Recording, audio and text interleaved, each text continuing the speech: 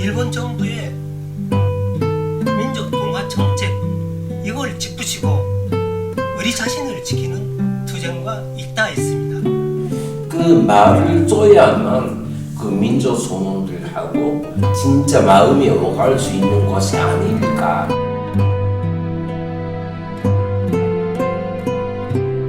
고 한독수장 선생님께서 우리 대학생들, 우리 교직원들에게 해주신 우리말 지도입니다. 이 우리말을 좋아하는 사람들이 더 많이 읽고 싶다는 생각.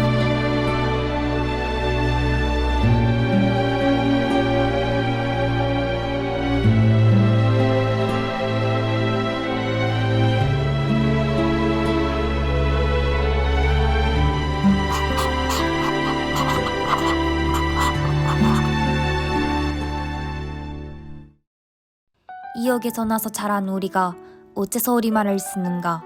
이 물음에 대한 답을 찾기 위해 우리는 우리말 교육에 공헌하신 선생님들을 찾아가 말씀을 들어보았다. 공화국 교수이시며 박사이신 박재수 선생님.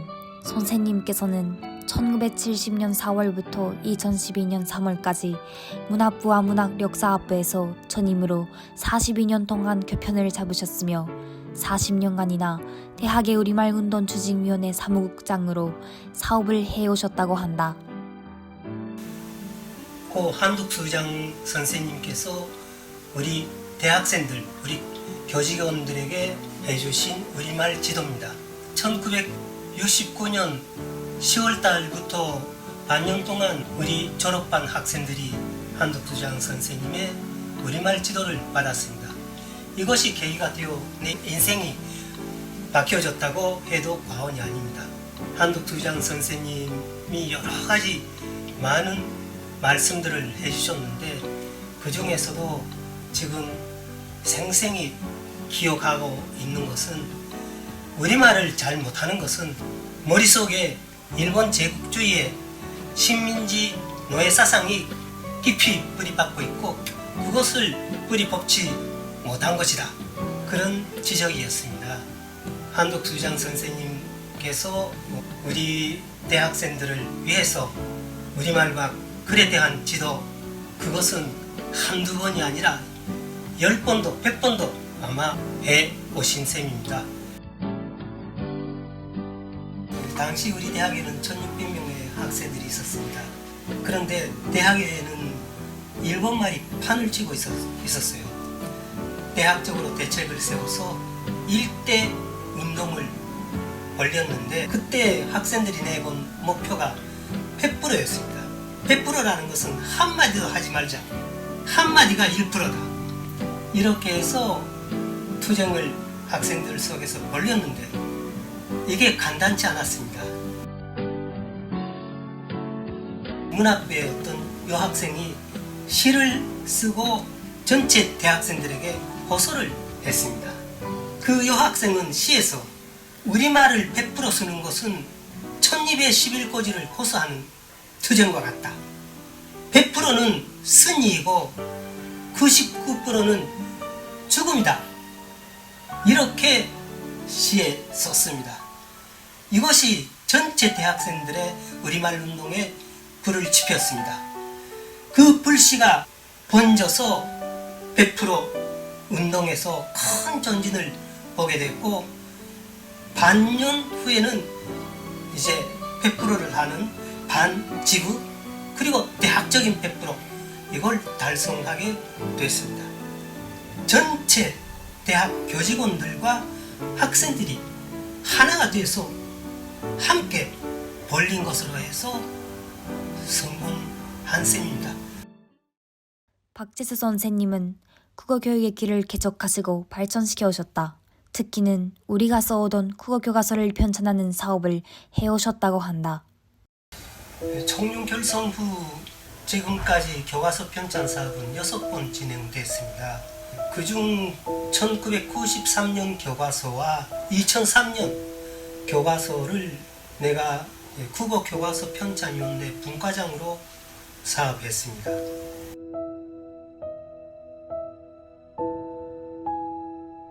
고난의 행군, 강행군 시기에 교과서 사업을 했지요.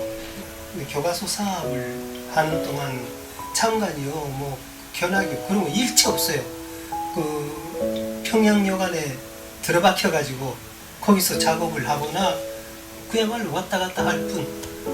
근데 제일 힘들었던 것은 그런 속에서도 자료 부족, 자료가 없어요.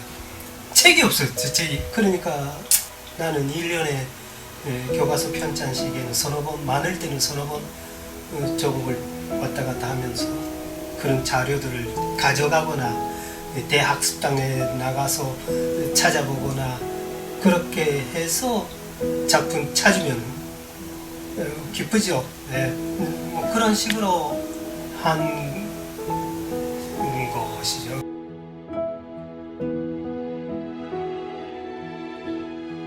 그럼에도 불구하고 조국에서는 교과서 편찬 사업을 물심양면으로 많이 도와주셨습니다. 무엇보다도 경애하는 김정일 장군님께서 1990년 7월 25일에 청년의 교과서 편찬 사업과 관련된 중요한 말씀을 주셨습니다. 국어 교과서 편찬 사업과 관련해서는 우리말과 글을 정확히 배워주는데 중심을 두고 학생들의 연령 심적 특성에 맞게 생활적 주제의 글을 많이 지급하라고 교과서 편찬 사업의 방향을 주셨습니다.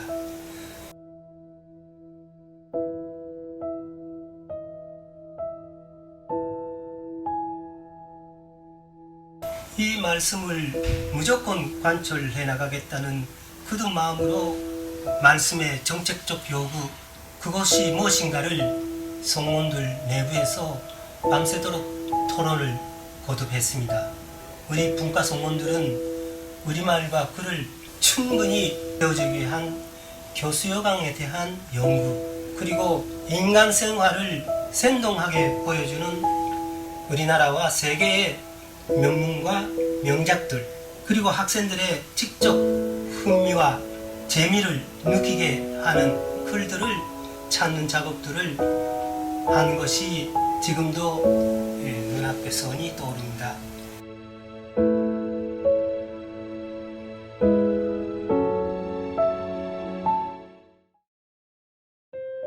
박지수 선생님의 뜻을 이어 국어 교육을 발전시키기 위한 사업을 하신 것이 공화국 석사이시며 와세다대학과 도쿄외국어대학 석사이신 한성그 선생님이시다.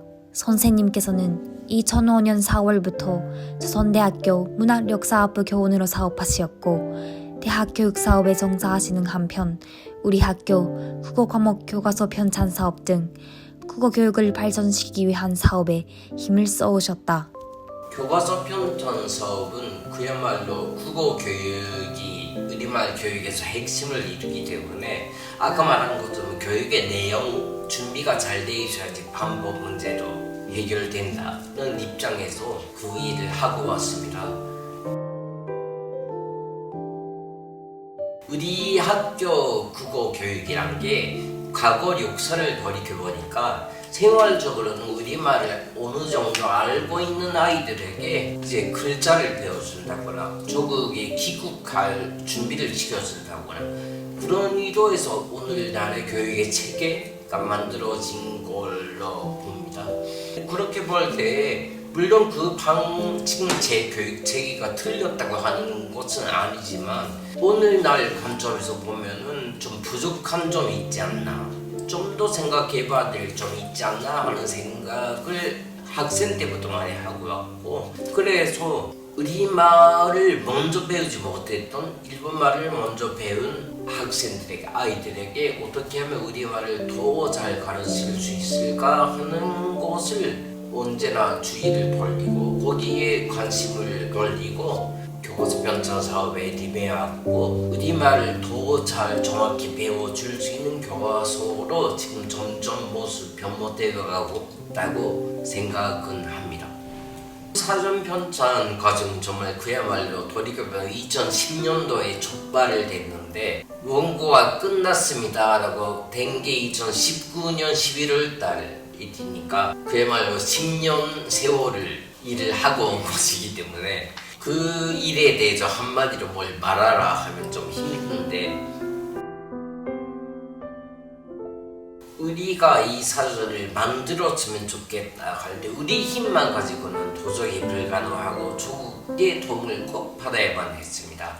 그런데 우리나라 사람들도 제각기 자기 맡은 과업들이 있으니까 막 찾아가서 도와주세요 해서 도와줄 수 있는 그런 형편이 아니지 않습니까? 그런 의미에서는 국가적으로 여기에 대해서 이것을 중요한 과업으로 접수하고 일을 해야 된다 하는 그런 조직 사업이 선행되어야 합니다. 그런 것을 기대해서 우리나라에 가서 우리가 이런 거 만들었으면 하는데 하는 제기를 했더니 장로님께서 거기에 대해서 이것을 꼭 우리가 도와줘야겠다는 비준을 주셨습니다. 장로님이 서거하시기 좀 전에 비준하신 거기 때문에 어찌 보면 그것이 조국 사람들한테는 장로님의 윤관철 사업으로도 되었다는 사정도 있습니다. 그런 사업이 없기 때문에 우리나라에서도 관심을 더 가지고 더 잘해야겠다는 생각으로 도와주러 나섰는데, 그 과정들을 보게 되면은 물론 조직적으로 국가적으로 제기된 가업이기 때문에 하는 그 책임성으로 열심히 해주었다는 측면도 물론 없지 않지만, 그 과정들 10년 동안 돌이켜보니까 조국 사람들의 우리를 도와줘야겠다 하는 그 양심이 늘 안받침되어 있었다는 것을 정말 지금도 생각하게 됩니다. 집필자들은 집에도 안 돌아가고 매일 아침 7시 반쯤에는 집필실에 들어왔다가 새벽 2시까지 집필 작업을 매일 하고 일요일도 없이 아마 거의 매일다시피 그걸 한 몇 년 동안을 계속해 주었습니다. 아까 말했지만 아침부터 새벽 2시까지 사전 집필을 한다는 게 육체노동이 아니라 정신노동이거든요. 이 자세로 하루 종일 10몇 시간을 앉아있기 때문에 그 중에는 병 걸린 사람들도 있었고 정신적으로 앓지 않았나 할 정도의 표정인 사람도 있었고, 좀 더러운 얘기로 하면 앉아만 있으니까 치질 걸립니다. 아파서 뒷구멍부터 계속 피가 줄줄 나오는데, 너 줄줄 나온다는 것은 여자 집필자도 있으니까 남자였는데 여자 집필자지 말은 못하겠지. 그렇지만 집필은 해야지, 앉아있어야지 하는 것을 계속 몸을 궁지럭궁지럭 거리면서 집필 작업을 해준 그 선생님들은 모두 아까 말한 것처럼 우리를 꼭 도와주고 싶다 하는 일념으로 계속해 주었습니다. 사전 편찬 사업을 시작한 지 한 1년 조금 지나서 그때 병을 앓고 후유증 때문에 몸이 불편해졌는데, 그때 솔직히 난 모든 것을 다 놓고 싶은 생각, 놓을 수밖에 없다는 생각을 하게 되었고, 그 때문에 많이 고민도 하고 정말 대학에도 못 나오고 집에 틀어박혀 있었는데, 그때 먼저는 일본에서 같이 일하시는 선생님들이 날 찾아와서 이 사전 집필 사업이 그냥 사업이 아닌데 꼭 다시 시작해야 되지 않는가, 내가 안 하면 누가 하나 하는 식으로 등 떠밀어 주셨고, 그 등 떠밀어 준 게 있어서 조국을 방문하게 되었습니다. 다시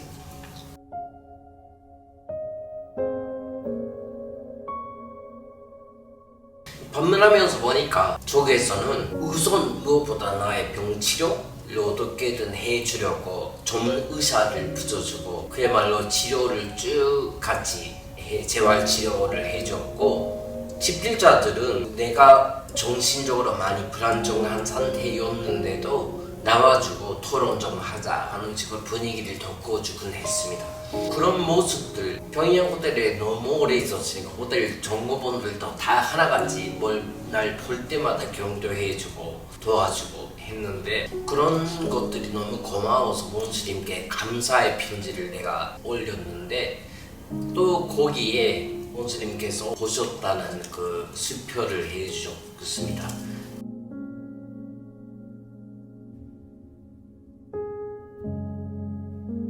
그게 그때 당시로서 아마 처음 되는 일이었는데, 장로님의 유훈 관철이거니와 원수님이 아서서 잘하라고 등 떠밀어 주시는 일인데, 우리가 더 잘해야 되겠다, 무조건 끝내야 되겠다는 그 결심을 그때 하게 되었고, 그렇게 하는 모습 조국의 지도자들도 또 감명을 얻은 부분도 있어서 그전보다 더 분발해준 것 같아요. 물론 유흥 관철이고 원심의 말씀 관철이기 때문에 하는 것이 첫 번째 크지만 거기에 사람으로서의 감정이었으면 못 따라가는 부분도 있잖아요. 그 감정 부분은 우리를 도와주고 싶다 하는 그런 고마운 마음이 늘 깔려 있었던 것 같습니다. 근데 그런 고마운 분들과 그 양심이 있어서 그 사업이 진행될 수 있었는데 그 분들이 그렇게 분발하신 바탕이 결국 우리가 부족한 게 있고 좀 더 잘해주었으면 좋겠다는 기대를 걸고 거기에 참여해 주셨다는 생각을 하면은 정말 그것을 잘 이용하게 하고 앞으로 우리말 교육이 더 잘 되어야 되겠다는 생각을 간절히 하게 됩니다. 두 선생님들의 말씀을 듣고 이역에서 나서 자란 우리가 오늘날도 우리말과 글을 배우고 쓸 수 있는 것이 얼마나 많은 사람들의 노력과 관심, 사랑에 의하여 마련된 것인가를 다시금 느끼게 되었다. 우리는 선생님들께 우리가 일본 사회에서 우리말을 배운다는 것은 어떤 의미를 가지는가를 물어보았다. 우리말은 나 자신이고 나 자신의 존엄을 지키는 일이다.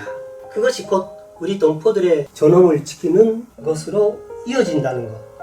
우리말을 배우고 쓰는 것은 빼앗긴 우리말과 글을 되찾고 우리 자신이 주체를 관입하는 과정이라고 말할 수 있습니다. 일제 식민지 노예 사상을 뿌리빼는 투쟁 과정입니다.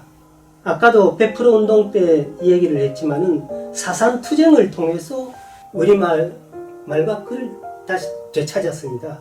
앞으로도 이 투쟁은 사상 투쟁을 통해서만 성과를 거둘 수 있다고 생각하고 있습니다.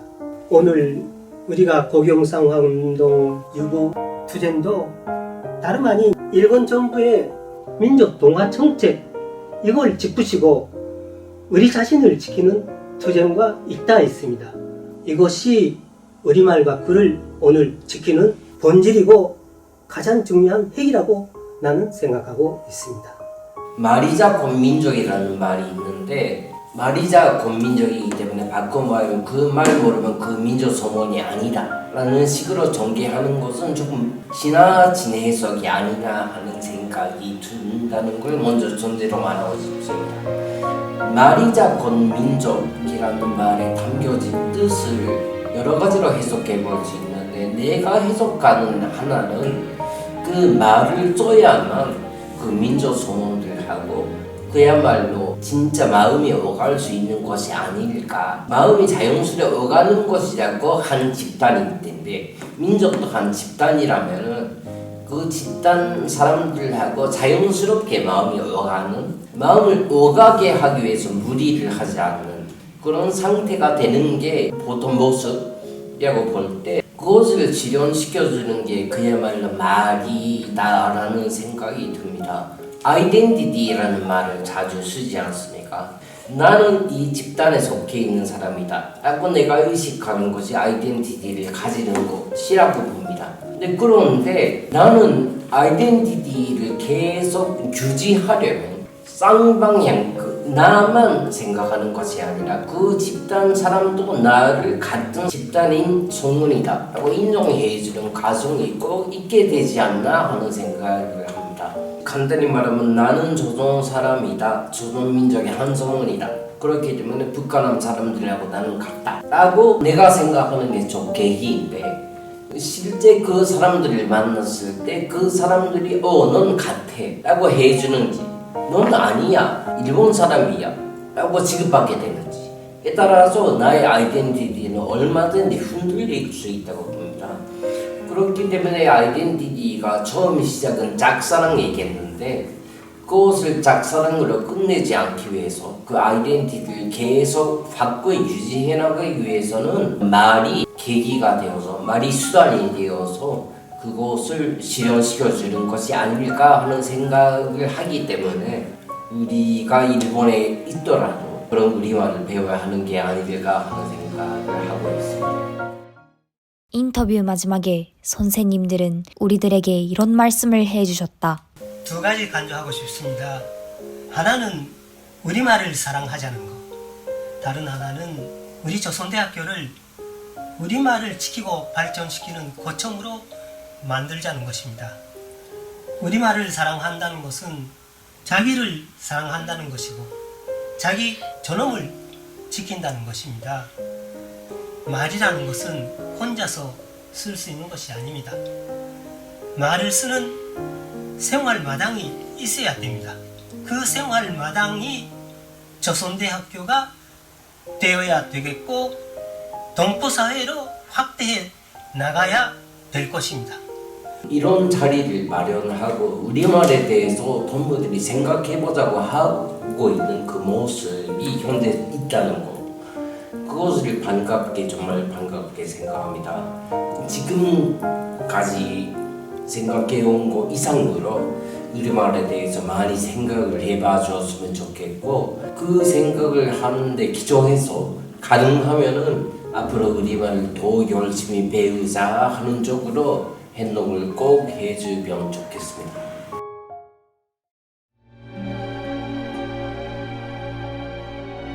나에게 있어서 우리말이란 우리 민족이고 우리 조국입니다. 나에게 있어서 우리말이란 내가 조선 사람이라는 것을 늘 자각하게 해주고 내가 우리 사람들과 이어져 있다는 것을 늘 느끼게 해주는 그런 것이라고 생각합니다.